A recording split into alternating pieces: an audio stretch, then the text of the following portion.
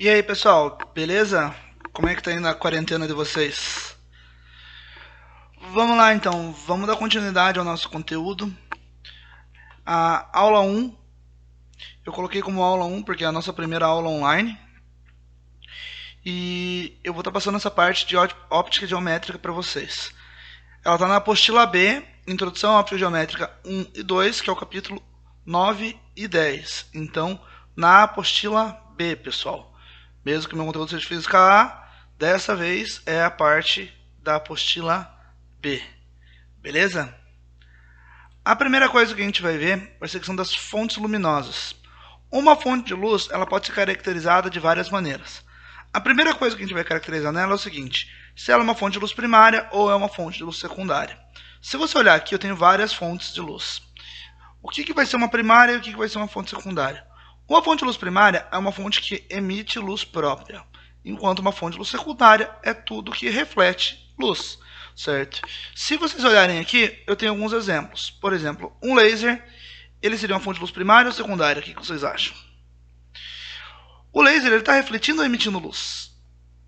O laser está emitindo luz, então o feixe do laser é uma fonte de luz primária. Mas esse anel, ele não reflete a luz que bate nele? A gente consegue ver ele porque ele está refletindo luz. Então, esse anel, ele é uma fonte de luz secundária. No céu, a gente pode pensar a mesma coisa. O Sol é uma fonte de luz primária. As nuvens, a grama, a palmeira, tudo que está refletindo a luz do Sol, fonte de luz secundária. A gente só consegue observar algum objeto porque ele reflete luz. Se ele não reflete luz, a luz que bate nele não chega até os nossos olhos, a gente não consegue perceber esse objeto. Beleza? Então, fonte de luz primária e fonte de luz secundária. Emite luz, reflete luz. A Lua, por exemplo, ela faz o quê? Reflete a luz do Sol. Então, a Lua é uma fonte de luz secundária. Lâmpada, fonte de luz primária e assim por diante. Beleza? Deu para entender o que é uma fonte de luz primária e o que é uma fonte de luz secundária? Agora a gente tem outro tipo de característica, que é o seguinte: se a fonte ela é monocromática ou policromática. O que é uma fonte monocromática? É que a luz ela tem um único comprimento de onda, uma única cor, certo? Ela é composta de uma única cor bem definida. Por exemplo, o laser. Uma fonte de luz policromática seria uma luz que ela é composta por várias cores do espectro do visível. Como assim várias cores? Por exemplo, a luz branca. A luz branca, na verdade, ela não existe tipo o branco em si. O branco ela é uma composição de todos os comprimentos de onda. Todas as cores juntas formam o branco, certo? Isso a gente chama de um processo aditivo, que é o que a gente está usando para formar essa luz branca. Temos também o processo subtrativo, que é no caso da tinta, né? Se você misturar todas as tintas de todas as cores, vai misturando, ele vai chegar no preto. Mas é um processo subtrativo. Agora a luz, se você misturar um feixe de luz de cada cor, todas as cores juntas vão formar a cor branca. Beleza? Fontes de luz monocromáticas são muito raras. Beleza? Geralmente são instrumentos que a gente cria em laboratório, por exemplo, os lasers, para a gente ter uma fonte de luz com exatamente um único comprimento de onda. Porque geralmente as fontes de luz elas emitem mais de um comprimento de onda. Então as policromáticas são bem mais abundantes se a gente for olhar na natureza. Beleza? Continuando, a gente tem o quê? Uma fonte de luz pontual ou extensa. Como a gente sabe se uma fonte de luz é pontual ou extensa? Se a dimensão da fonte de luz, ou seja, o tamanho dela, for relevante com a distância do que ela está iluminando, a gente diz que ela é extensa. Se ela não for relevante, ela é pontual. Por exemplo, um LED de um celular, né, o flash do LED do celular. Se você estiver bem próximo, aquela luz bem próximo de um objeto, ele pode se comportar como uma fonte de luz extensa. Se você afastar ele a mais ou menos uns 5, 10 metros talvez, você vai ver que ela vai se tornar uma fonte de luz pontual. Olhando para as imagens aqui, olhem para a Lua. A Lua, nesse caso, é uma fonte de luz extensa, enquanto as estrelas seriam fontes de luz pontuais. Beleza? Agora, para a gente começar, vamos deixar um exercício simples para vocês aí. Citem 5 fontes de luz primárias e 5 fontes de luz secundárias. Beleza? Então é o seguinte, vocês vão citar essas fontes e depois voltar a ver o vídeo. Pausa aí, pega o caderno, abre e faz o exercício. Depois que fizer o exercício, continua com o vídeo. Beleza? Lembrando, pessoal, a gente não está de férias. A gente está de quarentena. Então os estudos nossos não podem parar. Ainda mais vocês que no terceiro ano, época de vestibular. Vamos lá, vamos continuar estudando. Tranquilo? Agora, pessoal, a gente vai ver a diferença entre velocidade da luz e ano-luz, que são uma coisa que confunde muito. A velocidade da luz, ela é uma velocidade. É a velocidade que a luz se propaga no vácuo. Enquanto o ano-luz, ele é uma medida de distância. Igual a gente tem metros, quilômetros, centímetros, a gente também tem anos-luz. Beleza? O valor da velocidade da luz é 299.792.458 metros por segundo.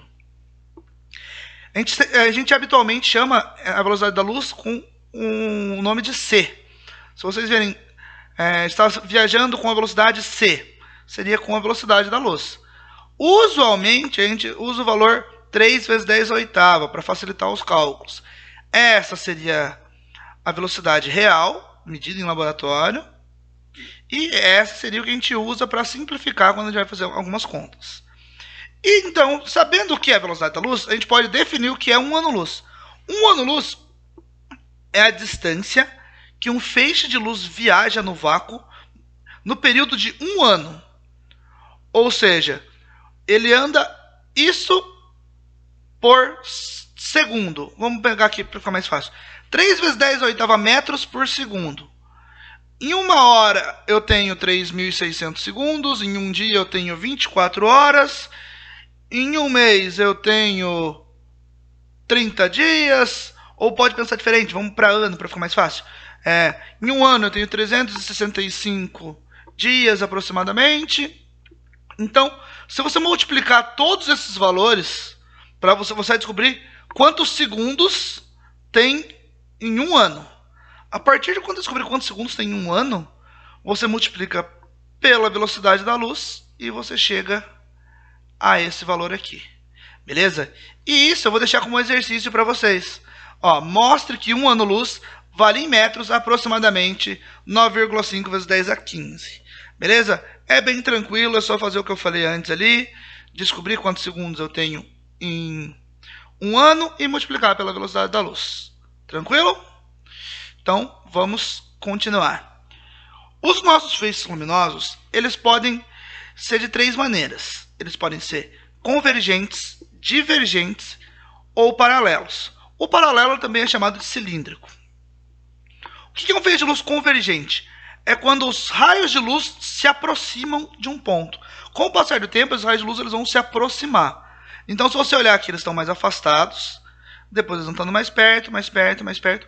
Por exemplo, um exemplo disso aqui é uma lupa. Você já pegou uma lupa e colocou no sol e usou para queimar formiga? Não deve fazer isso, coitado das formiguinhas. Mas já fizeram isso para queimar papel?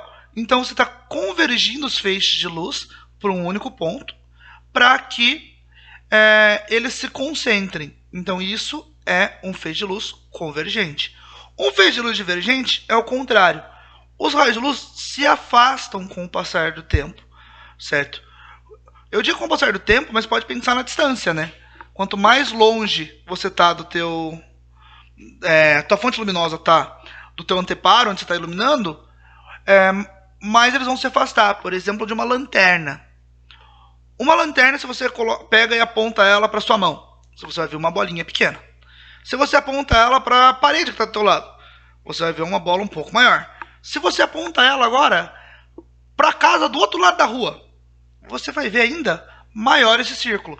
Então, quanto mais longe, ou seja, quanto mais tempo o raio de luz está se propagando, mais distante eles vão estar um do outro. Então, maior vai ser esse círculo de luz que você vai ver. E menos intenso também. Já um feixe de luz paralelo, o que acontece? A distância dele não se altera com o passar do tempo. Ou seja, eles vão continuar com a mesma intensidade. É bem difícil a gente ter isso, certo? A gente tem como a gente colocar lentes e espelhos para criar isso aqui, mas quando a luz ela vem de muito longe, ela tende a chegar paralela na gente, certo? Porque eles já passaram tanto tempo se afastando que agora eles estão basicamente paralelos. Então a luz que chega, por exemplo, das estrelas, ela chega como se fosse uma frente de onda única, como se ela fosse paralela, beleza? Então, tudo tranquilo? Convergente, divergente, paralelo. Convergente se aproxima, divergente se afasta, paralelo não se aproxima nem se afasta. Ou seja, os raios de luz, né, mantêm sempre a mesma distância um do outro. Esses raios de luz não precisam necessariamente de um meio para se propagar. Por exemplo, eles se propagam no vácuo. Mas a gente pode pensar em alguns meios. Por exemplo, a luz se propagar no meio transparente. Por exemplo, o ar, onde ela vai se propagar em linha reta, bonitinho, sem sofrer interferência. Já no meio translúcido, essa luz ela vai se propagar, mas ela não vai se propagar tão bonitinha, ela vai sofrer interferências. Por exemplo, se você olhar aqui, ó, essa sala de escritório tem aqueles vidros jateados, que você olha e você não consegue enxergar direito do outro lado. Você vê um vulto, você sabe que tem alguém ali, mas você não consegue ver o rosto, por exemplo, da pessoa. Então, esse tipo de meio é um meio translúcido. Então, a luz ela bate, ela passa com dificuldade, mas ela atravessa o outro lado. Mas a imagem não é limpa quando você olha através dela. Já o meio opaco seria uma parede. A luz ela bate na parede, é absorvida, certo? É absorvida, é refletida, mas ela não atravessa. Já já a gente vai falar, eu estou dando um pouco de spoiler, falando absorção, reflexão, mas já já vai falar desses fenômenos mais detalhadamente. Então segurem aí, aguentem um pouquinho que já a gente chega nisso. Então, o meio opaco, a luz não atravessa, ela bate, só pode refletir e ser absorvida. Ela não vai ter a transmissão dela, que a gente vai chamar de refração. Beleza? Então, meio de propagação, transparente, translúcido e opaco. Transparente, atravessa em linha reta, bonitinho, sem interferência. Translúcido, atravessa, mas de uma maneira meio difícil, vamos dizer assim, que você não consegue identificar direito o que está do outro lado. Opaco, a luz não atravessa. Beleza? Então agora a gente vai para os fenômenos luminosos, que era o que eu estava dando alguns spoilers já. Reflexão regular.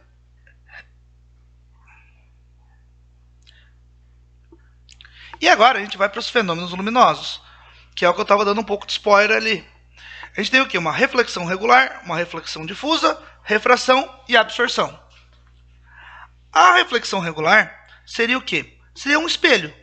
Imagina que os raios de luz eles incidem, batem na superfície e refletem bonitinhos. Então, a distância que eu tenho deste ponto até esse ponto vai ser a mesma distância que eu tenho deste ponto a esse ponto. Ou seja, eles vão incidir paralelamente aqui e vão refletir paralelos também. Então, a imagem ela vai se formar bem definida. Por exemplo, aqui na imagem que a gente pode ver o bebê se observando no espelho. Aonde que a gente vê isso? Em espelhos. Ou uma água completamente parada, que você consegue, que ele forma um espelho d'água, você consegue ver o teu próprio reflexo. Mas isso seria uma reflexão regular. Uma reflexão difusa, a gente pode pensar num espelho embaçado. Ou numa superfície que ela não é tão polida quanto um espelho, que a gente consegue ver um vulto, mas a gente não consegue ver os detalhes, a nitidez.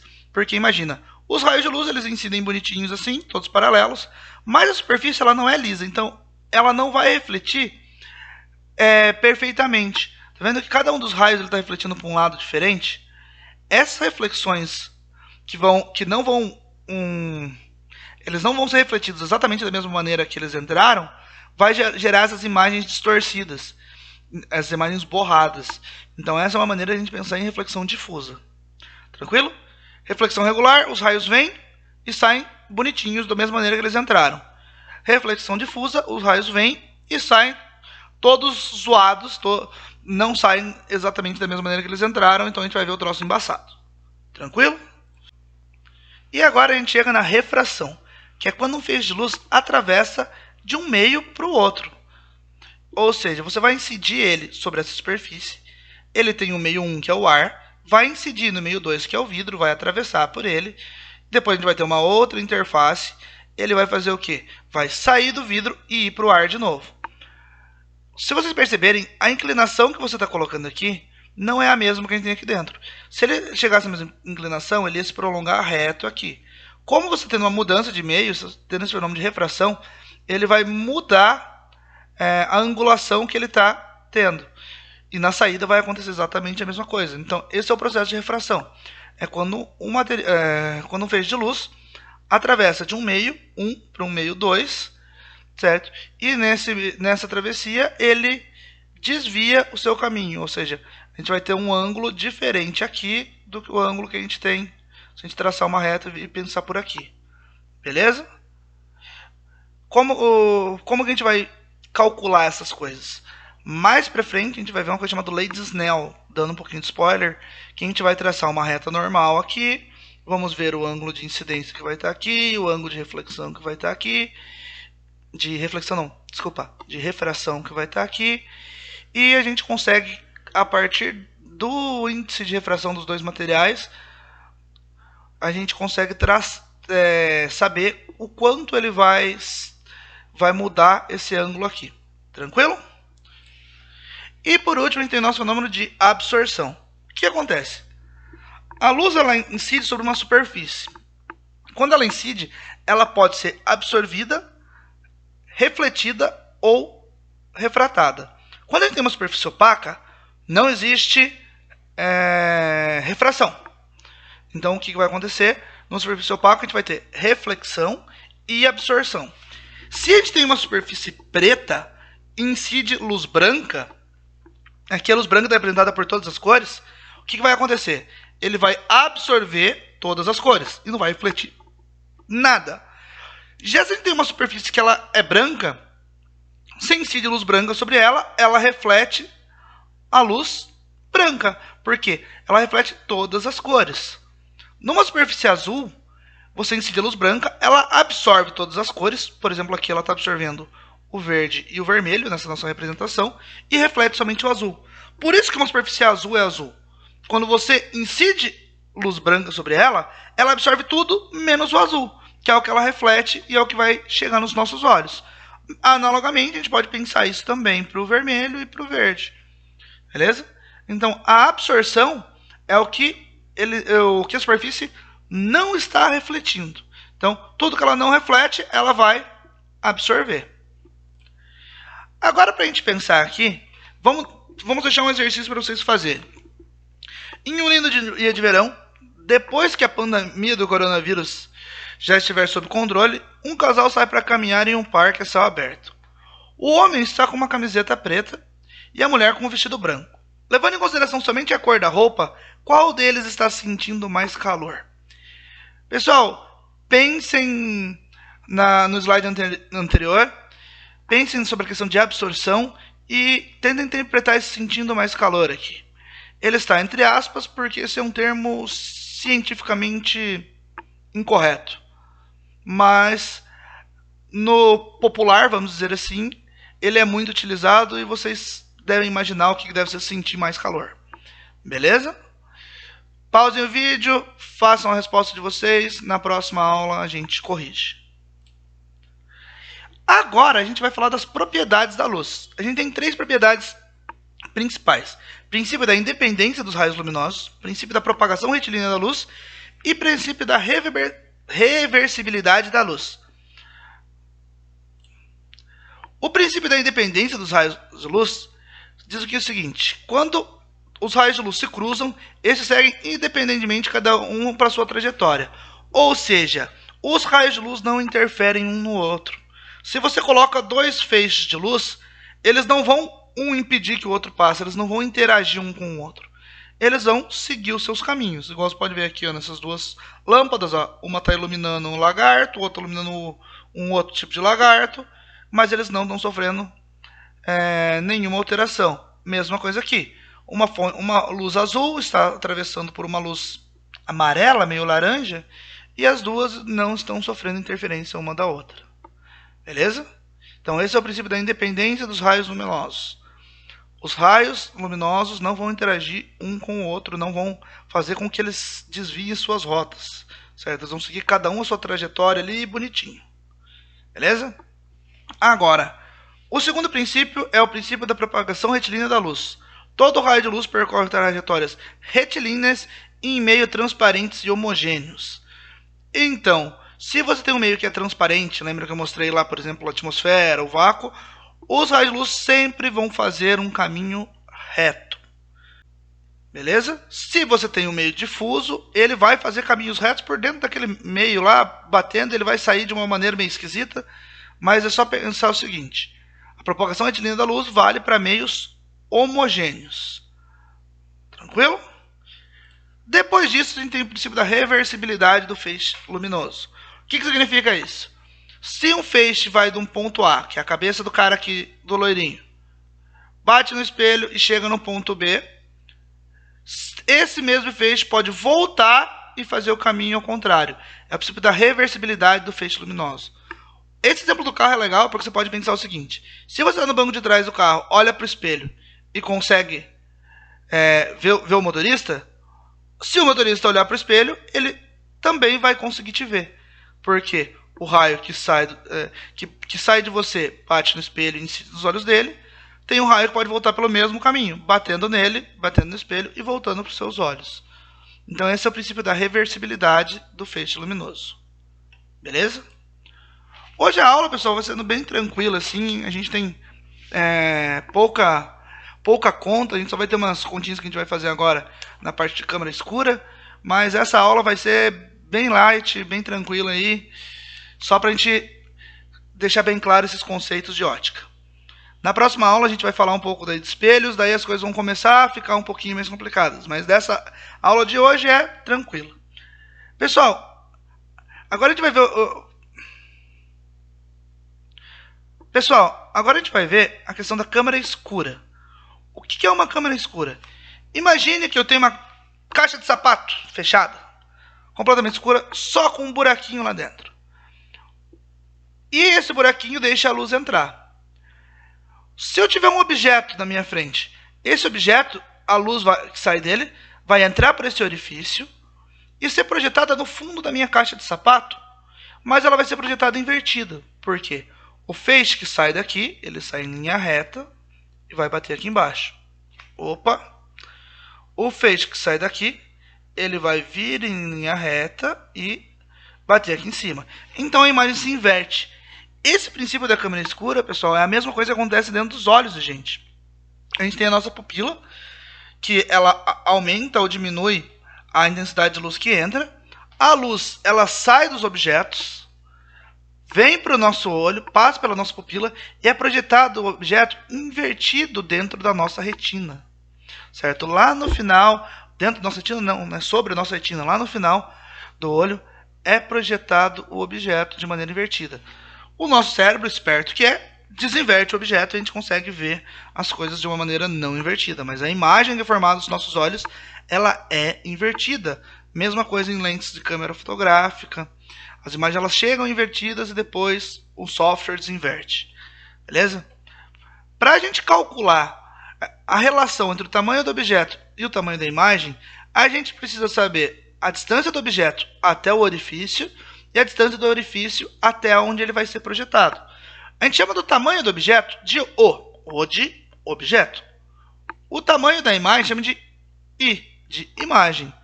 E P é a distância do objeto até o orifício e P' a distância do orifício até onde ele é projetado. A gente tem uma relação que a gente diz que o tamanho da imagem dividido pelo tamanho do objeto é igual à distância da imagem até o orifício dividido pela distância do orifício até o objeto. Essa relação aqui que vai fazer a gente poder calcular esses tamanhos ou essas distâncias. Agora, pessoal, a gente pode seguir no nosso exemplo 1. Um prédio tem 50 metros. Está posicionado à frente de uma câmera escura de profundidade de 6 centímetros. Sabendo que a imagem formada na câmera tem tamanho de 3 centímetros, determine a distância entre o prédio e a câmera. Beleza. Primeira coisa, coleta de dados. Imagem, objeto, distância do objeto até o orifício, distância do orifício até a imagem. Beleza. As nossas respostas aqui estão em metros. Então, vamos transformar as nossas coisas todas para metros. Imagem, 3 centímetros. Está dizendo aqui. Transforma para metros. Só dividir por 100. 0,03 metros. Só isso aqui não é um sinal de menos, tá? Só um tracinho para separar um do outro aqui. Objeto, 50 metros. Distância do orifício do objeto é o que a gente quer descobrir.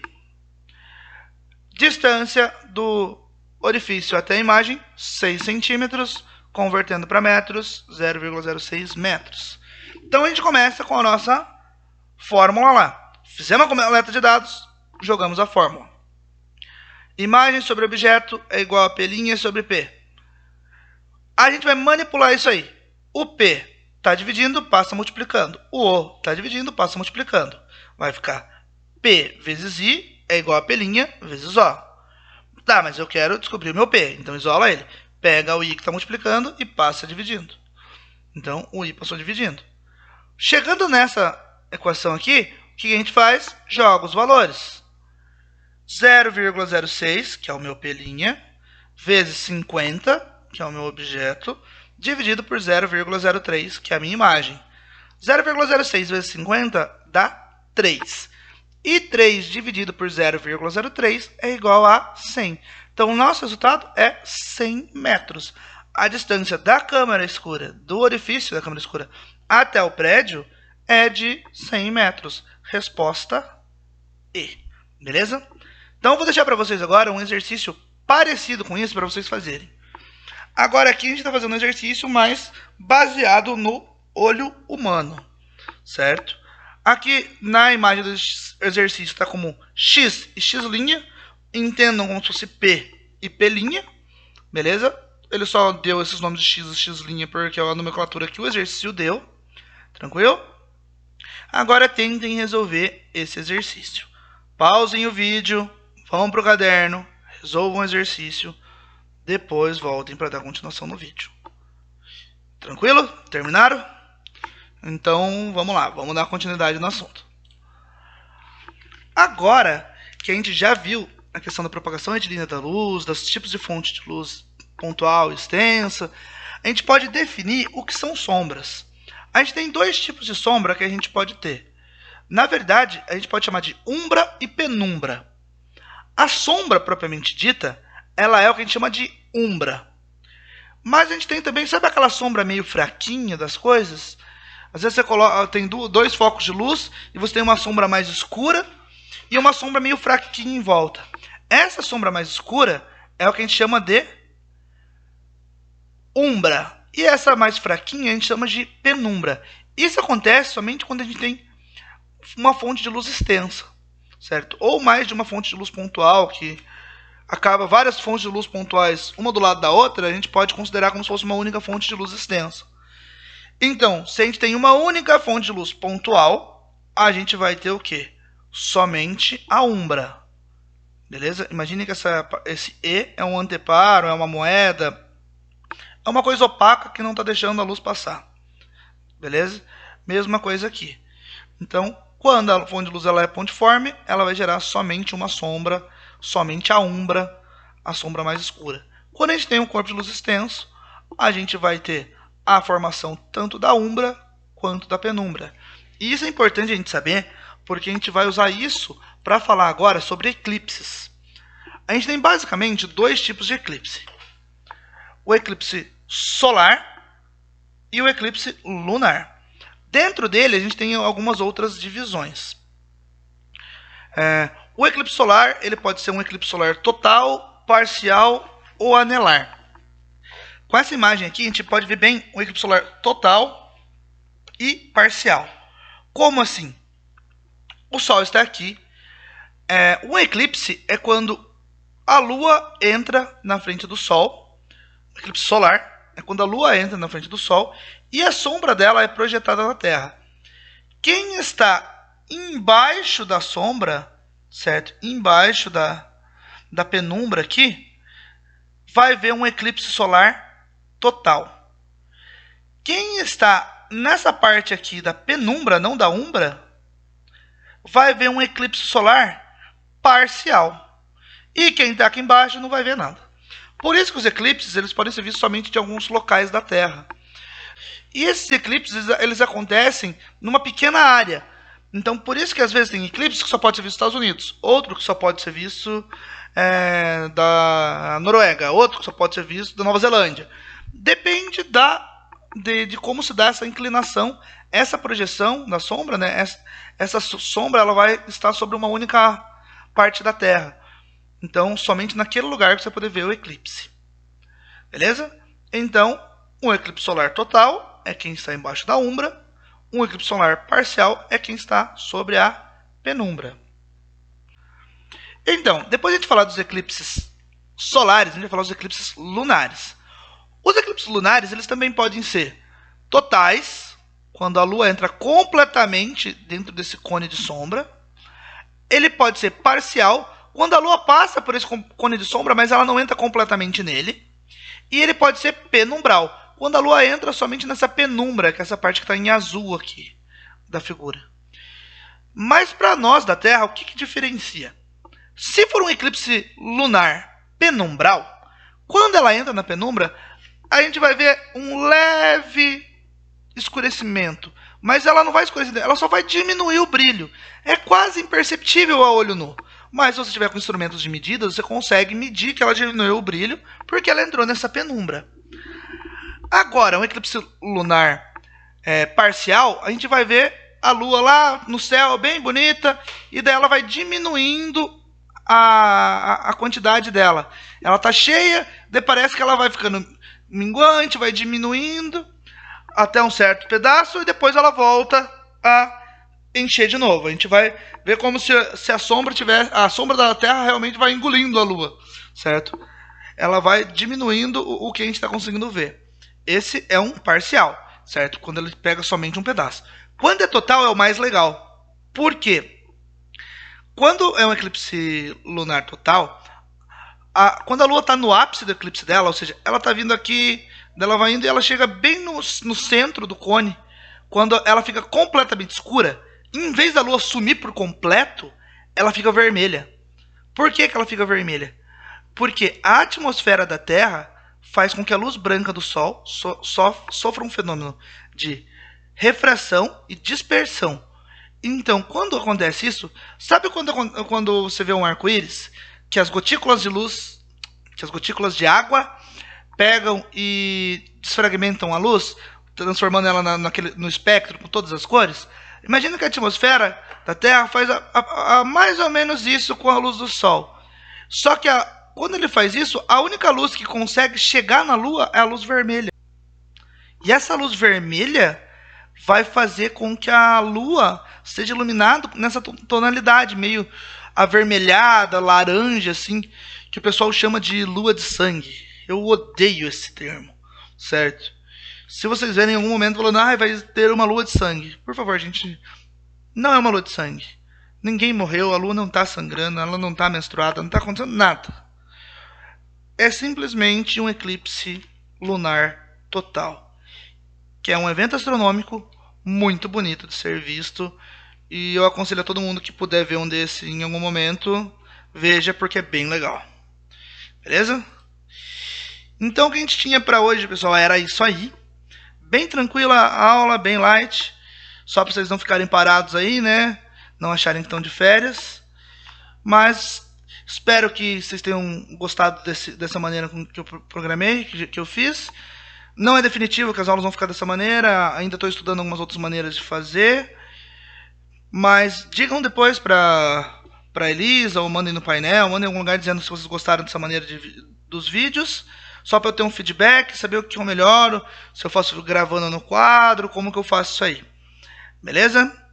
No mais, aí uma boa quarentena para todo mundo. Lavem bem as mãos, passem álcool gel e lembrem, não saiam de casa. Beleza? Não fiquem com muitas saudades, assim que essa pandemia passar, a gente volta a se ver. Beleza? Falou e até mais.